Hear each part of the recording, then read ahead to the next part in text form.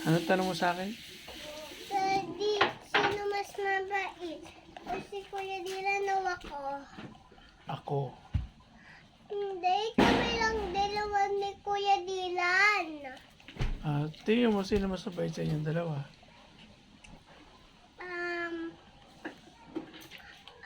Si Kuya Dylan. Bakit si Kuya Dylan mas mabait?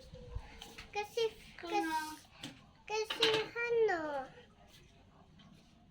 kasi ang pogi niya.